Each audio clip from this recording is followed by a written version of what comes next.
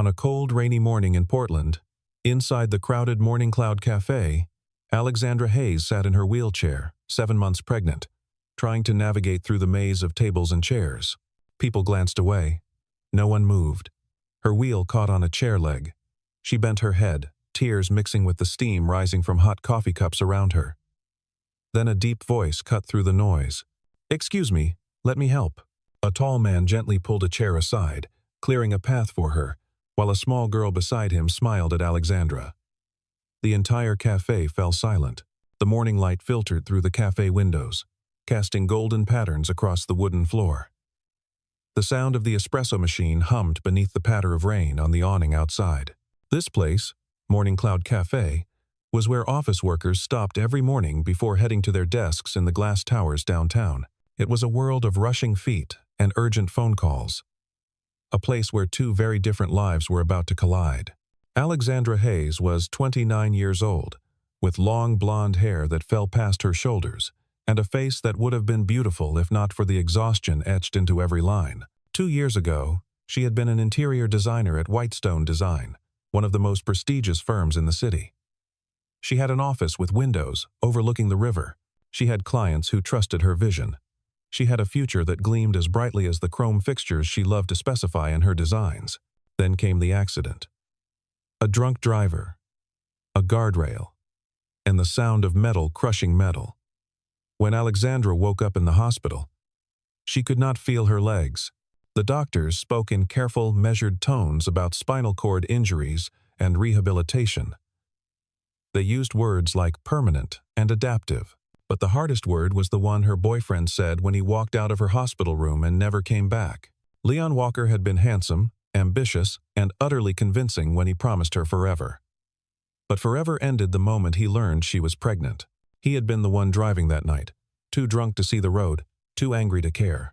When the car crashed, he walked away with scratches. Alexandra lost her legs, her career, and the man she thought loved her. He took their shared bank account and disappeared, leaving her with medical bills she could not pay and a baby she would have to raise alone. Her father, Henry Hayes, came to the hospital once. He stood at the foot of her bed, his face carved from stone, and said, "You have shamed this family." He refused to acknowledge the grandchild she carried, cut off all support, and left her to face her new reality without him. Alexandra lost her job. Her friends stopped calling. She moved from her bright apartment to a cheap one-bedroom in a neighborhood where the heat barely worked, and the elevator was always broken. But she learned to survive. She taught herself to cook from a low stool, to reach high shelves with grabber tools, to fix her wheelchair when it broke because she could not afford repairs. She applied for jobs everywhere, hoping someone would see past the wheelchair and give her a chance. The folder in her lap this morning held her 37th rejection letter. Carter Flynn was 34 years old, with sun-weathered skin, dark brown hair, and the kind of broad shoulders that came from years of physical work. He had once been an aerospace engineer, designing systems for commercial aircraft, working in a clean room with blueprints and precision instruments. Then his wife died, and everything changed. Sarah had been sick for 8 months before the cancer finally took her. Carter had spent those months in hospital waiting rooms, holding her hand through chemotherapy, and learning to braid their daughter's hair because Sarah's hands shook too much to do it herself. After the funeral, he looked at his 7-year-old daughter, Audrey, and made a choice. He could keep his engineering job with its 60-hour weeks and constant travel. Or he could be there when Audrey woke up from nightmares about her mother. He quit the next day. Now he ran a small repair business from his garage, fixing furnaces and leaky pipes and broken appliances. The money was tight, but he was home when Audrey got off the school bus. He could make her breakfast and help with her homework and answer her questions about why Mommy had to go to heaven. Audrey was his world, a bright-eyed girl who loved to draw and ask impossible questions and believed that her father could fix anything. This morning, Carter had brought Audrey to her art class downtown, and they had stopped at Morning Cloud Café to get her hot chocolate before drop-off. He was thinking about the 3 repair calls he had scheduled for the afternoon when he saw the woman in the wheelchair struggling to get through the crowded café. He saw the people looking away, pretending not to notice. He saw her wheel catch, saw her head drop, saw the defeat in the curve of her shoulders. He did not think. He just moved. "Excuse me," Let me help. He pulled a chair aside, then another, creating a clear path to an empty table near the window. There you go. Alexandra looked up at him, and for a moment she could not speak. When people looked at her these days, they either stared with pity or avoided her eyes entirely. This man did neither. He looked at her the way he might look at anyone, with simple kindness and no judgment at all. "Thank you," she whispered, trying to keep her voice steady. "I can manage." "I know you can," Carter said, and his smile was genuine. "But everyone needs a place to sit." Audrey stepped forward, her small hand holding out a napkin. "You dropped this, miss." She had not dropped anything, but the gesture was so sweet that Alexandra felt tears sting her eyes. "Thank you, sweetheart." Alexandra took the napkin, noticing the girl's bright purple backpack and the paint stains on her fingers. They sat at the table together, an unlikely trio in a crowded café. Alexandra explained she was waiting for a job interview. Carter told her he used to work in aerospace, but quit to raise his daughter. They talked about design and engineering, about loss and the small victories of everyday survival. Audrey showed Alexandra her sketchbook, full of drawings of birds and flowers and a house with hearts for windows. "Why are there hearts?" Alexandra asked, smiling for the first time in weeks. "Because that's where love lives," Audrey said matter-of-factly, as if it were the most obvious thing in the world. Carter looked at Alexandra and saw something in her eyes that he recognized. It was the same look he had seen in his own mirror after Sarah died. The look of someone who had survived something terrible and was still trying to figure out if survival was worth it. He pulled out a napkin and wrote his phone number on it. "If you ever need anything fixed," he said, sliding it across the table. "I'm pretty good with repairs." Alexandra stared at the napkin. She wanted to say she did not need help, that she could take care of herself. But the truth was, her apartment was falling apart, and she could not afford to hire anyone. More than that, there was something about this man that made her feel safe, not pitied, not patronized, just seen. "Thank you," she said again, tucking the napkin into her purse. She did not promise to call, but she did not throw it away either. 2 hours later, Alexandra sat in the reception area of Cascade Property Management, waiting for her interview. The office was modern and sleek, with glass walls and minimalist furniture. The receptionist had looked at her wheelchair with barely concealed discomfort when she arrived. When the manager finally called her in, he spent exactly 4 minutes glancing at her resume before saying, "We really need someone who can be more mobile in this position." Alexandra felt the words like a slap. "I can do everything the job requires," she said, trying to keep her voice level. "I have 5 years of experience in—" "I'm sure you're very capable," the manager interrupted, already standing. "But we need to move in a different direction. Thank you for coming in." She left the building and sat in the rain, looking up at the tower where people with working legs and stable lives moved from floor to floor, never thinking about how lucky they were. The rain soaked through her jacket. Her wheelchair squeaked as she turned toward the bus stop. She thought about going home to her empty apartment, to her nearly empty bank account, to the eviction notice she had received yesterday. When she got home, she tried to maneuver through the narrow doorway, but her wheel caught on the frayed carpet. She pushed harder, and the sudden movement threw her forward. She caught herself on her hands, but pain shot through her wrists. She sat on the floor of her apartment, looking at the high shelves she could not reach, the leaking faucet she could not fix, the pile of bills she could not pay. Her phone was across the room. She crawled to it, her pregnant belly making every movement awkward and exhausting. When she finally held it in her hands, she saw the old napkin tucked into her phone case. Carter's number, written in neat block letters. She stared at it for a long time. She had spent 2 years learning to do everything herself, refusing to ask for help, refusing to be a burden. But sitting on the floor of her broken apartment, 7 months pregnant and completely alone, Alexandra realized that survival was not the same as living. She dialed the number. Carter answered on the second ring. He was under a sink, wrench in hand, when he heard her voice. "I'm sorry to bother you," Alexandra said. And he could hear the tremor beneath her words. "I don't know if I should call, but I need help." He did not ask questions. He did not hesitate. I'll be right there. He told his client he had an emergency, packed his tools, and drove through the rain to the address she gave him. 40 minutes later, he stood at her door, water dripping from his jacket, his tool bag in hand. The apartment was small and cold. Carter saw everything in a glance. The high cabinets, the broken faucet, the path blocked by furniture that had not been arranged for a wheelchair. He saw Alexandra sitting on the floor, trying not to cry, trying to maintain some dignity in a situation that had stripped her of so much already. He set down his tool bag and knelt beside her. "Let's get you up first," he said gently. He helped her back into her chair, his movements careful and respectful. Then he looked around the apartment.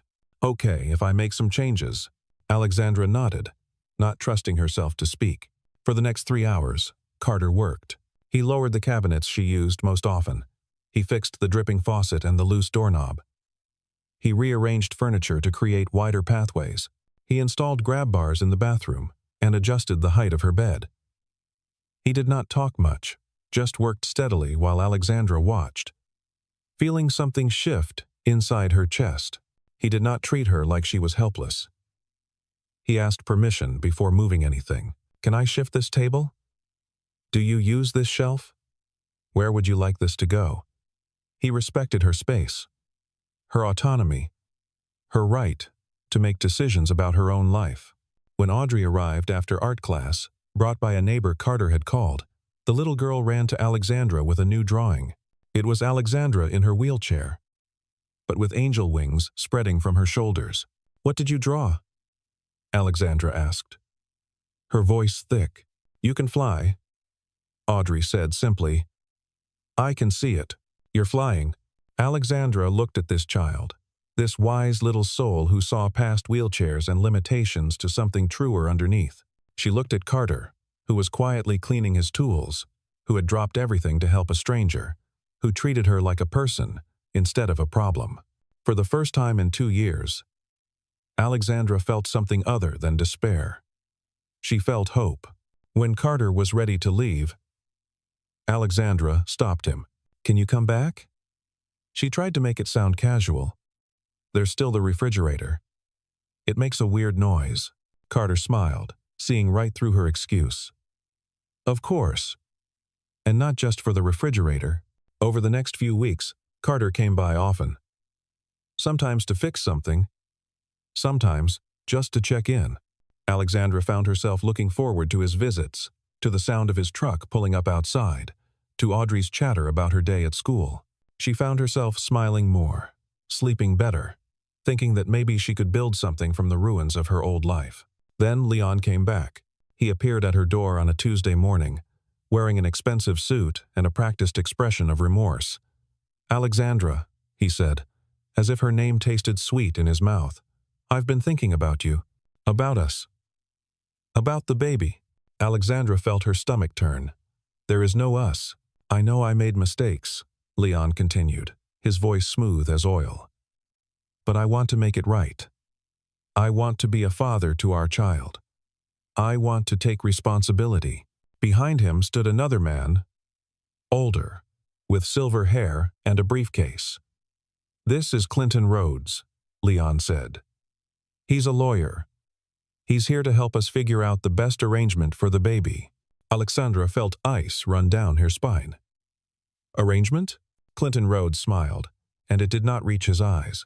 "Mr. Walker wants to ensure the child has the best possible life. Given your circumstances," he glanced meaningfully at her wheelchair, "we think it would be in everyone's best interest to establish a clear custody agreement." "Custody?" Alexandra's voice rose. "You abandoned me. You caused the accident that put me in this chair. And now you want my baby?" "Our baby," Leon corrected softly. "I'm the father. I have rights. And, let's be honest, Alexandra, how are you going to take care of a child when you can barely take care of yourself?" The words hit like physical blows. Alexandra had spent months preparing to raise this child alone, reading books about parenting from a wheelchair, setting up a nursery in her tiny apartment, learning to do everything one-handed while holding a baby. And now this man, the one who had destroyed her life, was threatening to take the one thing she had left. "Get out. she whispered. "We're not leaving until you look at our proposal," Clinton said, pulling papers from his briefcase. "We're offering you $50,000 to sign over custody. You can visit the child, of course, but primary custody would go to Mr. Walker and his family." I said, "Get out." Alexandra's voice broke, and she hated herself for it. Hated the tears that spilled down her cheeks. Hated the way they looked at her with something between pity and contempt. Leon leaned in close. "You're just a cripple living in a slum. Who's going to believe you can be a mother? Think about what's best for the baby, not your pride." The door opened behind them. Carter stood there, having let himself in with the spare key Alexandra had given him. He took in the scene in an instant. Alexandra's tears, the lawyer's briefcase, Leon's smug expression. "She asked you to leave," Carter said quietly, but there was steel beneath the words. Leon turned, sizing Carter up with obvious disdain. "And who are you? The handyman? This is a family matter. I'm someone who respects her," Carter said. "Which is more than you ever did." He stepped forward, making his considerable size clear. "You need to go. Now." Clinton Rhodes straightened his tie. "We'll be back with a court order if necessary. Mr. Walker has rights, and we intend to exercise them." He handed Alexandra a business card. "Think about our offer. $50,000, or a long, expensive legal battle you cannot afford." After they left, Alexandra sat shaking. Carter knelt beside her chair, his hands gentle on hers. "Don't sign anything," he said. "We'll find a real lawyer. We'll fight this." "With what money?" Alexandra asked bitterly. "I can't even afford to fix my toilet without help. How am I supposed to hire a lawyer to fight Leon and his family?" "We'll figure it out," Carter promised. But even as he said it, he felt a cold weight in his chest, because he had recognized something about Leon Walker. The expensive suit, the confident smirk, the way he talked about the accident as if it were nothing. That night, Carter could not sleep. He sat at his kitchen table with his laptop, searching through news archives, following a thread of memory that would not let him rest. 3 years ago, there had been a drunk driving accident on the Morrison Bridge, a hit and run. The other car had been driven by a woman named Sarah Flynn, who died 2 days later in the hospital. The driver of the first vehicle had never been caught, but witnesses had reported a luxury sedan with damage to the front end. Carter pulled up the police report he had filed after Sarah's death. He looked at the photos of her car, the angle of impact, the description of the other vehicle. Then he searched for Leon Walker, found his business address, and scrolled through photos on the company website. There, in the parking lot behind Leon's office, was a silver sedan with a barely noticeable repair to the front bumper. Carter's hands began to shake. He cross-referenced the dates.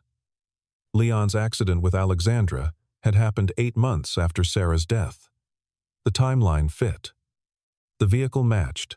Leon Walker had not just destroyed Alexandra's life, he had destroyed Carter's too. The next morning, Carter drove to Alexandra's apartment. She saw something different in his face. Something dark and barely controlled. "What's wrong?" she asked.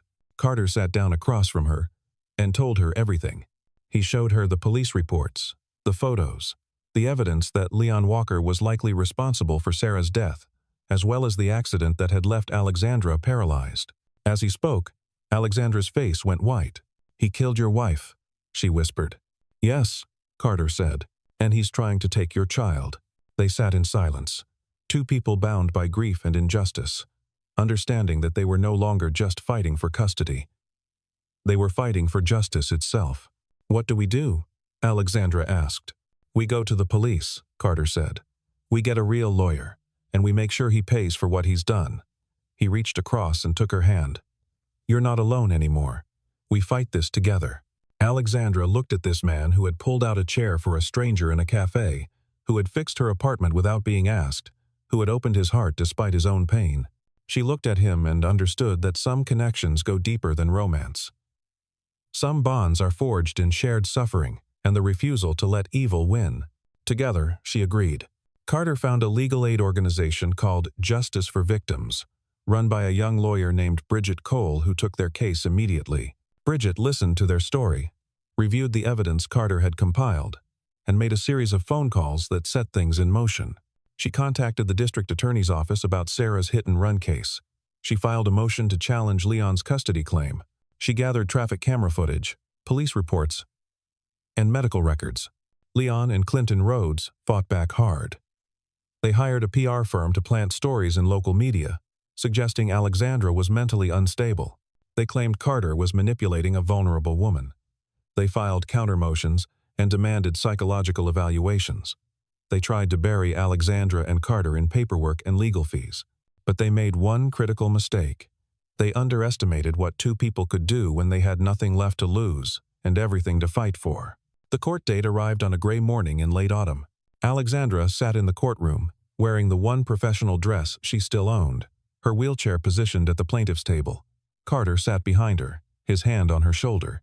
Audrey was with a neighbor, safe from the ugliness about to unfold. Leon walked in, looking confident, Clinton Rhodes at his side. They had clearly expected this to be a quick proceeding, a formality before they got what they wanted. They had not expected Bridget Cole to be quite so prepared. Bridget presented everything. The timeline of the two accidents.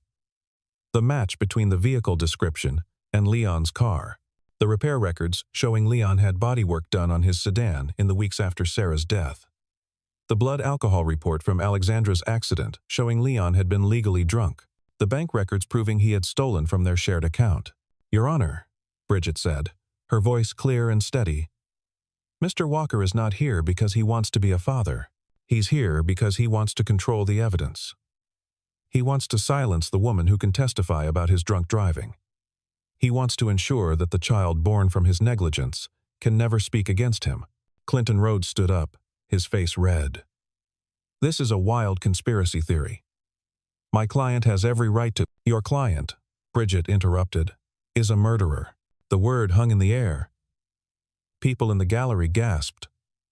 The judge leaned forward. Bridget continued. 3 years ago, Sarah Flynn died after being hit by a drunk driver who fled the scene. The police never caught him. But we have now. She displayed the evidence on the courtroom screen, the matching vehicle, the timeline, the repair records. Leon Walker killed Sarah Flynn. 8 months later, while drunk again, he crashed his car and left Alexandra Hayes paralyzed. He is not a father seeking his rights. He is a criminal, seeking to escape justice. Carter stood up from his seat, unable to contain himself any longer. "You took my wife," he said, his voice breaking. "You took her from me and from our daughter. And you left us with nothing but grief." The judge banged his gavel. "Mr. Flynn, please sit down." But Carter could not sit. 3 years of pain poured out of him. She was 32 years old. She loved sunflowers and terrible puns. And our daughter more than anything in the world. She fought cancer for 8 months, and she was winning. She was going to live. And then you got drunk and drove your car into hers and killed her. Leon's confident mask cracked. "I didn't. I never." He looked at Clinton Rhodes desperately. "This is all circumstantial. They have no proof." But they did have proof. The police, armed with new evidence, had obtained a warrant to search Leon's property. They found the original bumper from his car, which he had kept in his garage, and it still had traces of paint from Sarah's vehicle. DNA testing on fabric, caught in the damaged bumper, matched Sarah's clothing from the night she died. The courtroom erupted. The judge called for order. Leon tried to leave, but bailiffs blocked the doors. Within minutes, he was read his rights and arrested. Not just for drunk driving, but for vehicular manslaughter and hit and run resulting in death. As they led him away in handcuffs, Leon looked back at Alexandra. For the first time, she saw fear in his eyes. Instead of contempt, she felt no satisfaction, only a deep, tired relief that it was finally over. But the most surprising moment came when the courtroom doors opened and an older man walked in. Henry Hayes, Alexandra's father, stood at the back of the room with tears running down his face. He had heard about the trial from a friend at the courthouse. He had come to see what had become of his daughter. "Alexandra," he said, his voice rough with emotion. I was wrong. I was so wrong. He walked forward slowly, uncertain of his welcome. I let my pride matter more than my child. I abandoned you when you needed me most. Can you forgive me? Alexandra looked at the father who had called her a shame to his family, who had cut her off and left her to struggle alone. She could have turned him away. She had every right to refuse him, but as she looked at his grief-stricken face, she understood something important. Forgiveness was not about forgetting or excusing. It was about releasing the poison that hatred breeds. Yes, she said quietly. I forgive you. Henry Hayes dropped to his knees beside her wheelchair and wept. I'll make it right, he promised. However long it takes, I'll make it right. The judge cleared his throat. In light of these revelations, I am denying Mr. Walker's petition for custody. Full parental rights remain with Miss Hayes. He looked at Alexandra with something like respect. You have shown remarkable courage. I wish you and your child all the best. Outside the courthouse, the press had gathered, drawn by the dramatic nature of the case. Alexandra gave a brief statement, her voice steady. This was never about money or revenge. This was about protecting my child and finding justice for a woman I never met, but whose husband showed me what real strength looks like. She glanced back at Carter, who stood behind her with his daughter. The settlement from Leon's insurance, combined with the restitution ordered by the court, gave both Alexandra and Carter financial stability for the first time in years. Henry Hayes sold his large, empty house and moved into an apartment near Alexandra. He spent his days learning to be the father and grandfather he should have been all along. Alexandra used part of her settlement to open a small design studio specializing in accessible interior design for people with disabilities. She hired Carter as her technical partner. Combining her design vision with his engineering expertise, they created furniture that was beautiful and functional, spaces that worked for bodies that moved differently, homes that did not make people feel like burdens. Their partnership was professional at first, but something deeper was growing between them. They had been through hell together and come out on the other side. They understood each other's pain. They had seen each other at their worst and their best. The love that developed was not the wild, passionate kind that burns hot and fast. It was the steady, enduring kind that survives storms.